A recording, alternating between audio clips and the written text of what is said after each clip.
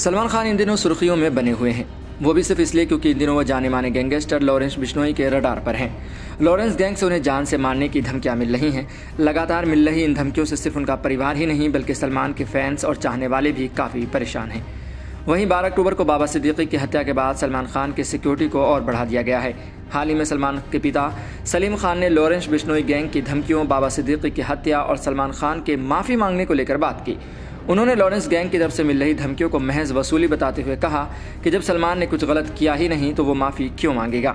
एक इंटरव्यू के दौरान सलीम खान ने बातचीत करते हुए सलमान से जुड़े इन सारे मुद्दों पर बात की।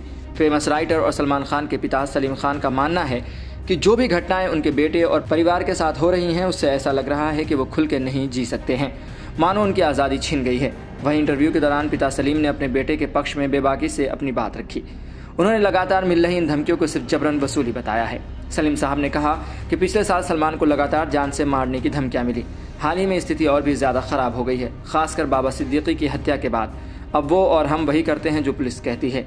सलीम खान ने आगे कहा, माफ़ी मांगना ये मानना है कि मैंने मारा है।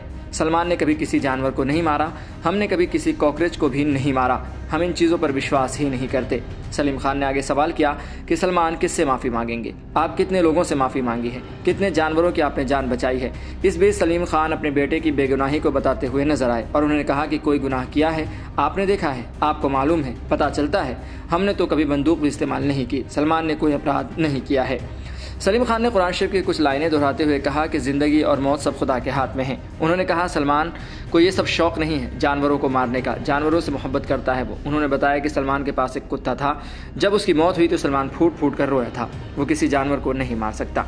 इसके साथ ही सलमान को मिल रही लगातार जान से मारने की धमकी पर उन्होंने कहा कि ज़िंदगी और मौत ये खुदा के हाथ में है। ये कुरान शरीफ में था, इज़्ज़त ज़िल्लत ज़िंदगी और मौत ये मेरे हाथ में है। साथ ही इन्होंने लॉरेंस बिश्नोई के लिए भी एक संदेश दिया। उन्होंने कहा अगर ज़िंदगी और मौत इनके हाथ में है तो देखेंगे। आपको बता दें कि लॉरेंस बिश्नोई गैंग ने सलमान खान से माफ़ी मांगने की मांग करी है।